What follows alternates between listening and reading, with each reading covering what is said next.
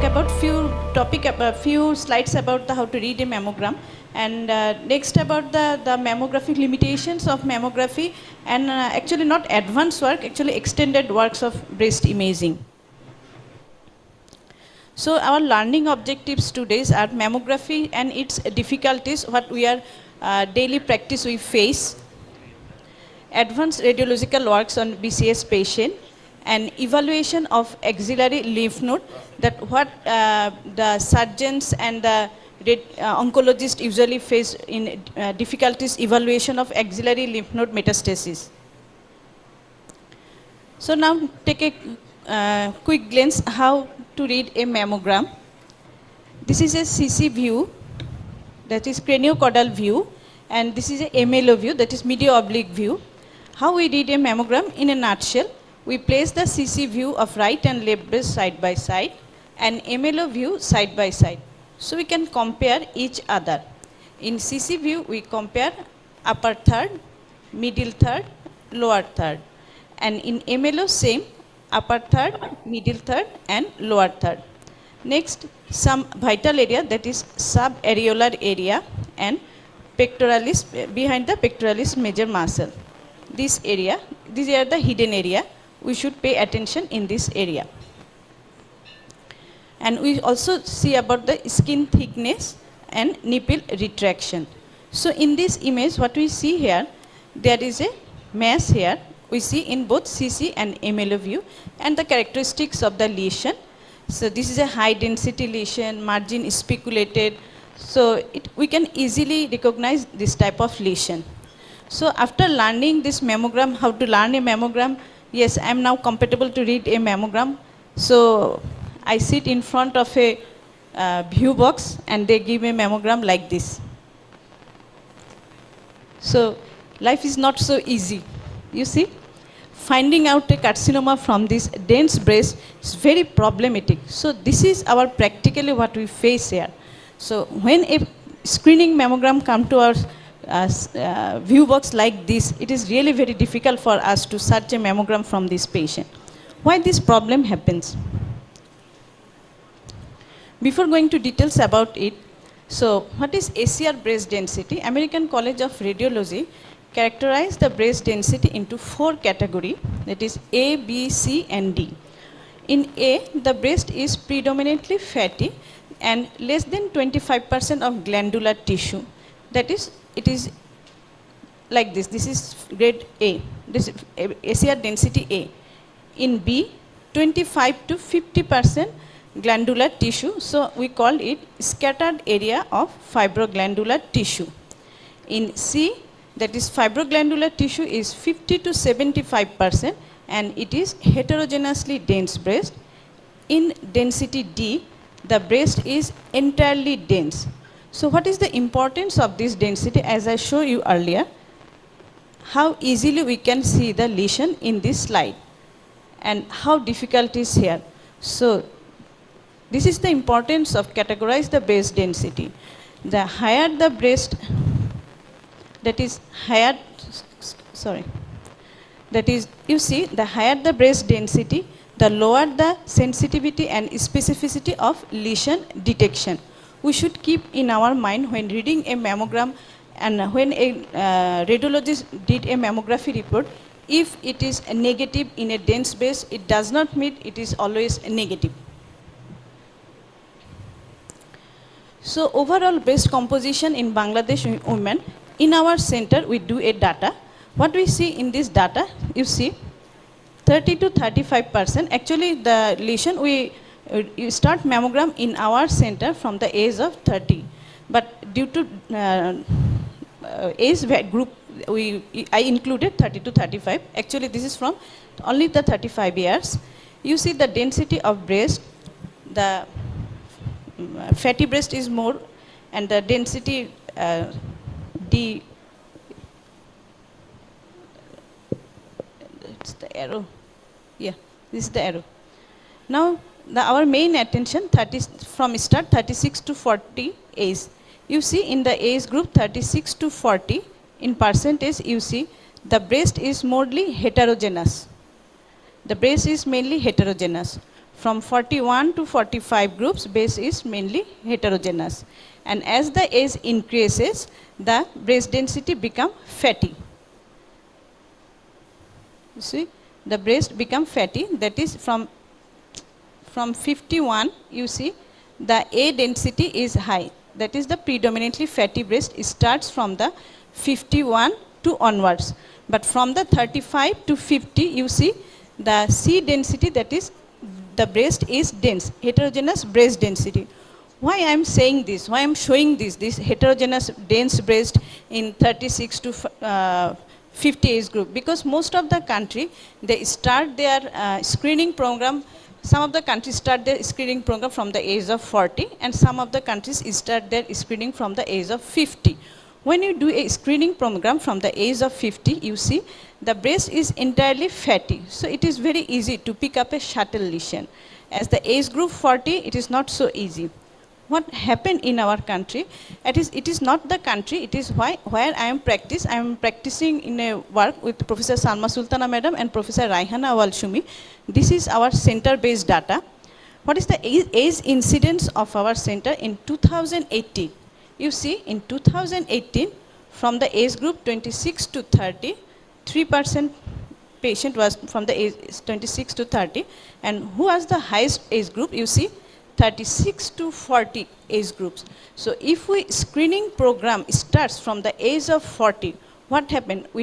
There will be columns. You see that most of the people before the carcinoma before the age of 40, a large group before the age of 40. So our guideline in our center, we put a screening program from the age of 35 years. So we don't want to miss this in this large 22% group. What happened in 2020? In 2020, there is again the high incidence age group is 36 to 40 years. Next, 31 to 35 years. Before 35, we do screening program with the ultrasound, but after 35, we do screening program with the ultrasound and mammogram, mainly mammogram with ultrasound. In 2021, the scenario is little different. In 2021, the highest age group is 46 to 50 years. So that's why I'm showing the relation of breast density and our screening in age incidence of breast carcinoma. Again, I'm showing you. See the breast density in 36 to 40 years. You see the C is high. That is, the breasts are heterogeneously dense. So if we start with the mammogram only in this age group, even we see that the highest age group from the age of 50 years, the base become fatty. But I am showing you some practical cases. This is the age of 40 years women. You see how dense breast it is. So finding any lesion from this shuttle lesion, actually our goal is to detect early lesion, not the huge lump. Early detection. Our screening program is mainly on the early detection. So detection of a shuttle lesion from this dense breast is very difficult. Next, this is the patient of 46 years. Actually, we randomly select these cases. 46 years. You also see there is heterogeneously dense breast. 59 years. How dense the breast is.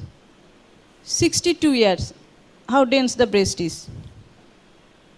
63. So this is really a problem for only the mammogram put as a screening tool in our country where there is a predominantly dense breast and the age incidence is below the 40 years.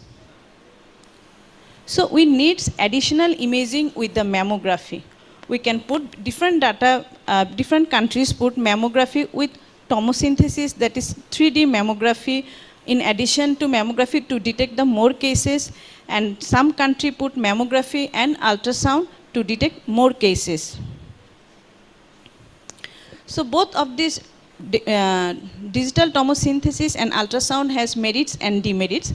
I'm telling in short, that is digital tomosynthesis is a technique, and it detects the microcalcification from the dense breast very easily. And the demerits of digital tomosynthesis is the it is the prolonged time, more radiation exposure, and its machine are difficulties and maintenance is difficulties. It's a very costly machine. So digital tomosynthesis is not feasible in all cases. Then ultrasound. Ultrasound, the major advantage of the ultrasound is a non-invasive, no radiation exposure, and can be done in young patient. And when we see the patient, we can do the real-time biopsy. So different merits of ultrasound, but the main demerits of ultrasound, it is highly operator dependent. That's the main things of the demerits of ultrasound. It is highly operator dependent. So in different studies shows if we add mammography with the tomosynthesis, additional 40% detection rate of breast carcinoma in dense breast possible, that is 30 to 40%. But if we add ultrasound with the mammography, additional 60% detection rate of breast carcinoma in dense breast is possible. But the main thing is it is operator dependent. Additional limitation of tomosynthesis is it detects the macrocalcification easily, but times there is over-diagnosis of tomosynthesis, it do unusual core biopsy. Another thing is, with the tomosynthesis like mammography, we can detect a lesion, but we cannot characterize the lesion. That is whether it is a cystic, it is a complex cyst, it has internal, what is the internal echo pattern. Because in case of chronic mastitis, in case of DCIS, both have, if they don't have any calcification, both of them shows the architectural changes. So in that case, sometimes tomosynthesis cannot differentiate the architectural pattern, that is internal pattern of the lesion. So this is the limitation of tomosynthesis. Then ultimately mammography, tomography and sonography should be done. So individual center have their individual choices, individual country have their individual choices. According to their feasibility, they do either mammography with additional tomosynthesis, either mammography with the ultrasonography. In our center, we choose ultrasound, mammography with ultrasonography. So here is some cases that we, I don't put the routine cases, I put some difficult cases here. So you can see how difficult the mammogram and where we should look at the mammography film. When at a glance it may be shown normal, but if we show the corner by corner of the mammography image, there may be some lesion there. So if we see in these cases, I show it in the previous first preceptorship program. So what is our, if we compare side by side, upper 1/3, lower, middle 1/3, lower 1/3. If you see anything here, where? Please tell me where? Quadrant? Where? Upper, lower, middle, lower. Here. Next. Here. Side by side, upper 1/3, middle 1/3, lower 1/3. Anything here? Where? Just mention upper, middle or lower, right or left. Loudly. Lower. Sorry, there is an upper quadrant. So if you see minutely, you see there is subtle speculation here. If I go back here, there is subtle speculation here. If we compare with this side, you see there is an empty space and you can see there is subtle irregularities here. So again, we do ultrasound of this patient. There was a lesion at the 10 o'clock position. It was a highly suspicious for malignant lesion and the biopsy shows positive. Next, this is only left breast CC and MLO view. You see, at a glance, it was a negative. But when we see there is a axillary lymph node, large axillary lymph node, then I take a second loop. If you see anything here, sorry, I don't have another film because this patient has mastectomy on the other side. This is the another breast. So if we see upper middle 1/3, upper middle 1/3, can you see anything? So we do ultrasound. Yes, there is a 11 o'clock lesion in left breast. Where is the 11 o'clock lesion? Actually, this is the 11 o'clock lesion here and here. So this is a very subtle change. Now case 3. Actually case 3 I put it side by side. By seeing the mammogram, it is not always possible to say this is a complex cyst like this. You see in mammography it is well defined, lobulated like fibroid adenoma. And when do we ultrasound, this is a complex cyst and it was a malignant case. Then case 4. Again, upper, middle, lower third. Anybody? Volunteer. Upper, which breast? Which breast? Left, how much? Please raise your hand. Left. Left. Right? Right. Oh, sorry. It is a left breast lesion. You see, there is shuttle bumping here. Yeah? There is shuttle bumping here and there is shuttle microcalcification here. So, this is a lesion in the left breast. And core biopsy also shows positive. And you see, we cannot appreciate in the CC view. Only it is shown in the MLO view. Next, case 5. In this breast, you can see many lesions here, isn't it? Multiple rounded lesions here. But all are well defined. Is there any suspicion here? Any of the lesion here could be, just mention which breast, right? Left, upper. Second. Left, upper. This one. Okay, I magnified the use. I magnified next slide. You see, if we compare upper one third, all these lesions are well defined. If we see, there is no distortion of the architecture. There's multiple lesion, but no distortion of the architecture side by side. But some things happen here. If you see the nipple here and you see the nipple here, there is some distortion here. Can you see some distortion here? If you compare with this one, you can see the nipple here very clearly, retroareolar structure. You cannot appreciate here very clear. So this is the area. You see? And it was also biopsy proven malignancy. So it is, take a look, again take a look. This is the nipple, this is the nipple. All this area is clear, but here is some speculation and traction. That is subtle architectural disruption here.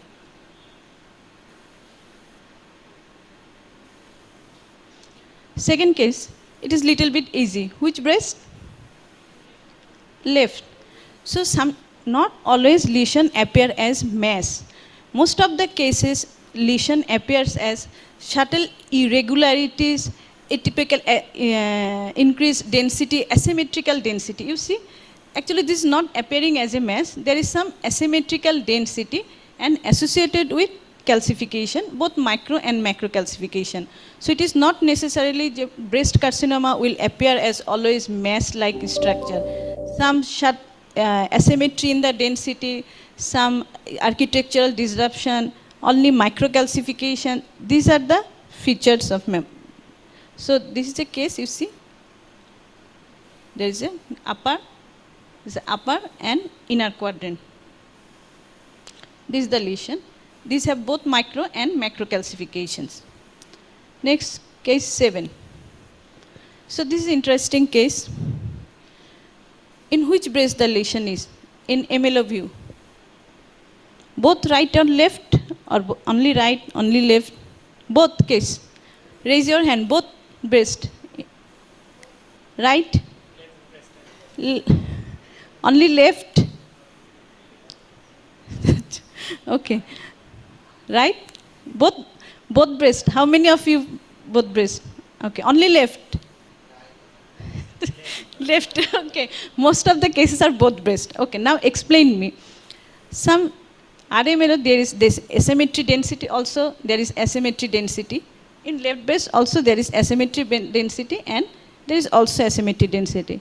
But what is the difference here? This asymmetry density persists with the same size, same density in this view, but this asymmetry does not persist as the same manner in the CC view. So next, the ultrasound was performed. There is a lesion only in the left breast at 12 o'clock. So this is the lesion in left breast.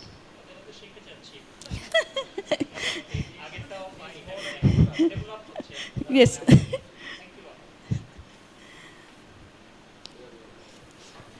So again, not always as a mass, always as a, sometimes as a asymmetry. So in this case, what is the asymmetry? In the right side, in the subareolar region, you can see, appreciate nipple here, but you cannot appreciate nipple here. And there is some asymmetric density here with the traction of the nipple. So the lesion is upper outer quadrant of right breast. It is quite easy. 8 o'clock, the lesion was in the 8 o'clock. And in case 9, this is quite easy. I'm showing you the carcinoma, how the carcinoma present in different appearances. This is another case. You can see here the upper and outer quadrant, just as a asymmetry density. This is the sign of early carcinoma. The advanced carcinoma will appear as a mass, cluster of microcalcification, branching pattern, what we read in our books. But practically, the early detection of early carcinoma is very difficult. These are the sign of detection of, sign of early carcinoma. So this is the just asymmetry in the upper outer quadrant. If we compare with the opposite breast, you see only the asymmetry. Now case number 10. This case was diagnosed as, Professor Salma Madam's case, this case was diagnosed as, oh no, sorry, no, the next case was diagnosed. This is the another case. Can we see? Arunangshu, you said you already learned mammogram. So where is that lesion, right or left?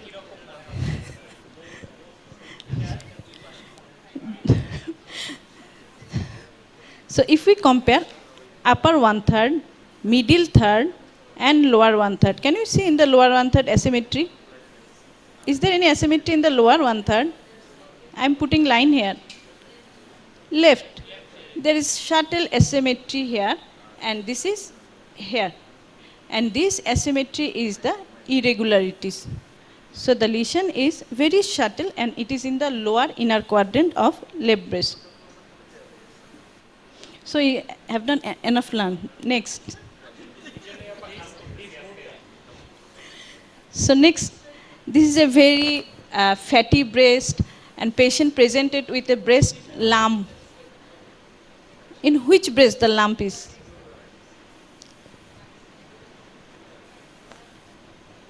And it was reported as normal. Lump doesn't mean always carcinoma, always malignancy. The patient was presented as a breast lump.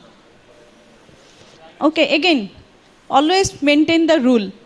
Upper one-third similarity, middle one-third similarity. Is there any dissimilarity here? Which side? Which side? In the middle, which side there is asymmetry? Right or left? Do you think? Yes, you can see there is a mass effect here which put all the structure into compression. There is some compressive effect here, and also there is some compressive effect here. Actually, this is a case of lipoma. So this is a large lipoma. Patient was presented with a large lump. So you see how we detect a lesion. If we see the minutely, if we follow the rule, upper one-third side by side, middle one-third side by side, lower one-third side by side. So there is some asymmetry. This asymmetry mainly not due to distortion. This is due to compression. So, and here this is a lucent area. This is a lipoma. Next, Arunangshu.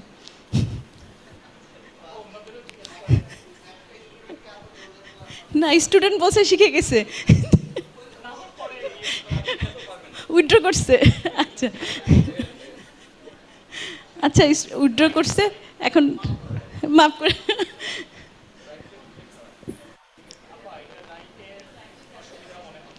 হ্যাঁ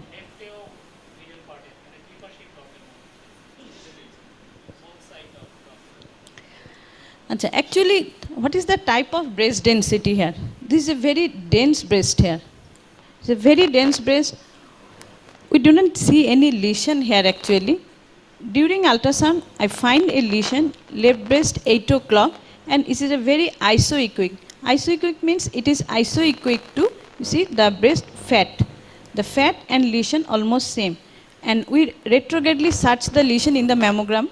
Actually, we could not find the lesion here because it is so dense breast and the lesion is so isoequic and so small. So these are the limitation of dense breast. These are the limitation of mammography in dense breast.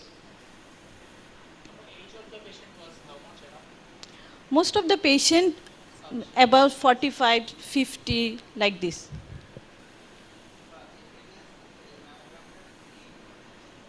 No, only the axillary lymphadenopathy was there. Yeah, there was axillary lymphadenopathy, but in breast we cannot detect any lesion. So, case 13. So, this was the case of Professor Salma Sultana madam. Where is the lesion? So, if we follow upper 1/3, middle 1/3, so the base, there is asymmetry in the base. So, if we compare the middle 1/3, there is some asymmetry here. So, again, there is asymmetry in the outer quadrant of the right breast. This patient was diagnosed as breast carcinoma. I'm in the meeting. Excuse me. But ultrasound shows there is some dilatation, ductal hyperplasia, and no calcification was there. So we are confused about the diagnosis. So, madam, did you ask for second biopsy or? So she asked for second biopsy. So you see, this is a case of sometimes chronic mastitis will appear like this type of feature.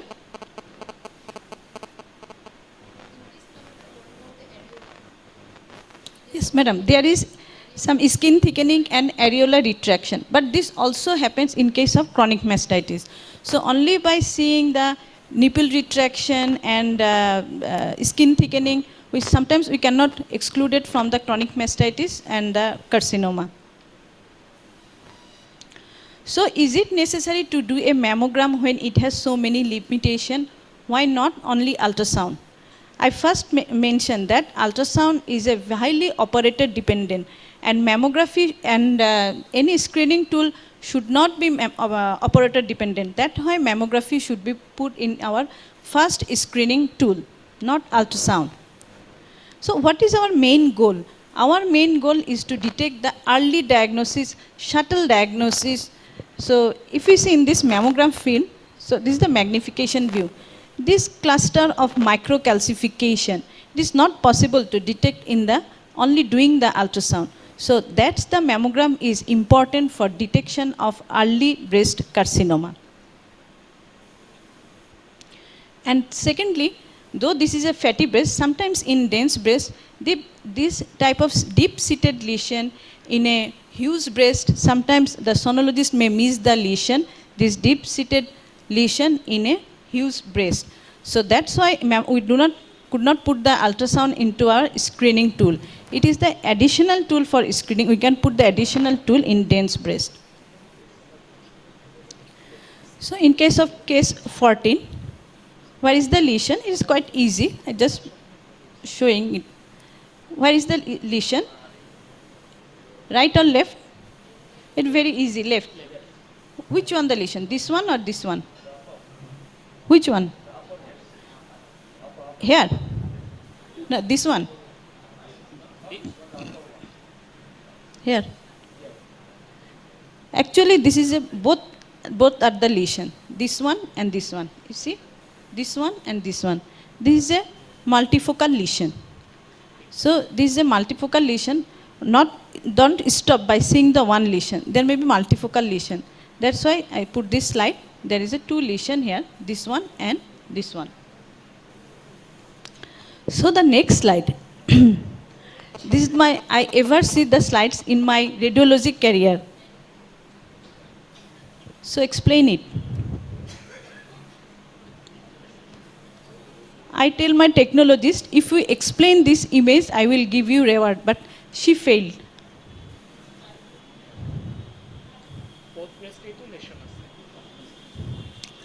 Okay, how we explain a lesion, explain a mass. A mass should be in both CC and MLO view. Where there is a asymmetry in one CC, one view in not in the another view, it could be explained as a asymmetry of breast density, asymmetry of breast density. So here we can perfectly see a mass lesion. In right breast, we can see a mass lesion here, that is outer quadrant, and in MLO, it is in the upper quadrant. But what happened in the left breast? The lesion here in the inner quadrant in the left breast, but where it is in the MLO view? It is not possible for a mass lesion, such a large mass lesion. Don't see in the CC view, not in the MLO view. What happened here? Can anyone explain? It took me some time. Then I saw the image. You see, the image is quite, the lesion is quite similar on right and left side. Just this is outer quadrant and it is inner quadrant. But it is in digital mammography, it is not always possible to give the invert image. That is right, left, it is not possible because machine read automatically. So it is not possible. So image cannot be inverted here. What happened here? See, this is the same image. Invert cannot be possible in digital mammogram. In mammography it is possible, analog it is possible, but in digital it is never possible to invert the image. If we suppose if we invert the image, the outer quadrant should be in the outer quadrant, not in the inner quadrant. So what happened here? The technologist maybe think about the holiday trip. She did the right breast double exposure as a right as a left. That's why the same breast were here and here in the left breast. But in MLO, she did the correct thing. That's why this happened. So this is also a learning. First I put the, in my report there is a 2 lesion. But suddenly I don't see any lesion in the MLO view in the left breast. So this could be happen. So this is our end of mammography. Do we have any question about the mammography? Otherwise, I'm going to next slides. Okay, next slide, because we have some time constraint. Okay, after the session, I will answer the question. Okay, the role of imaging in breast conservative surgery. We all know that there's a lot of imaging, and actually, I'm showing you slides. That's now we are working on some working on extended breast conservative surgery with the Professor Salma Sultana madam and Professor Raihanul Shui madam. So what we do in the breast conservative surgery, most of the cases before going to, most of the patient need pre-CT, that is neoadjuvant chemotherapy. So we put a hydromarker into the center of the lesion, and then we do a mammogram to see whether the hydromarker within the lesion. Then after, to help the surgeon after neoadjuvant chemotherapy to identify the lesion in the during the surgery. So this is a case. Here we see the lesion and the hydromarker in the within the lesion. After giving 8 chemotherapy, the lesion gone, only the hydromarker is here. This in ultrasound you see there is no mass here, only the hydromarker here and some fluid. As it is a hydromarker, so there is some fluid around it. And we put a guide wire here for to assist the surgeon, so she can put the lesion, the hydromarker, with the guide wire. So this is another patient. You see there was a 2 lesion there, and we put 2 guide wire, and surgeon put out the lesion with the assistance of the guide wire. These are the 2 lesions. And the professor, actually I must thank Professor Salma Sultana madam, because with the help of her I can doing this extended work in our country. Now axillary lymph node evaluation. Axillary lymph node evaluation is very much frustrating. I know very much frustrating for the oncologist, because in clinically, in imaging, there are we can see the suspicious node, but after doing FNAC, there are negative node. Most of the cases, there are negative node. So Professor Salma Sultana madam take an aggressive step. I am explaining you in the latter. No imaging is accurate in detecting the axillary lymph node metastasis. Sometimes oncologists ask us, do you think this is a metastatic lymph node? Actually, it is not possible for us to say. We can say suspicious, but we can never confirm, yes, this is a metastatic node. Moreover, you need a cell or tissue diagnosis to say, yes, there is a metastasis. So before we do the FNAC and the result was frustrating, Professor Salma Sultana madam take an aggressive step. We do the core biopsy of the axillary lymph node. So we am putting some data here. We are just start working maybe for 4 months, madam. For more months, we are starting axillary lymph node biopsy in a patient with clinically and imaging suspicious cases. You see, in ultrasound guided core biopsy, the positive cases was 80% and the negative was 20%. Actually, I took the random sampling from FNAC cases, and the FNAC was, the magic report was here, just the invert, that is 20% was positive, 80% was negative. That is the most of the cases in FNAC, the negative, though it is clinically and imaging is suspicious, but the FNAC was negative. But in core biopsy, the result was quite impressive. The ultrasound core biopsy, the positive period, most of the cases are clinically and imaging suspicious lymph node are positive. Even NCCA guideline version 8.2021, they say that ultrasound guided FNAC or core biopsy or clip placement, that is, they also mention about the core biopsy. From starting the core biopsy from the axillary lymph node, our plan is to go for targeted lymph node dissection. So this is our next aim, that we will go for targeted node dissection after doing the clip placement.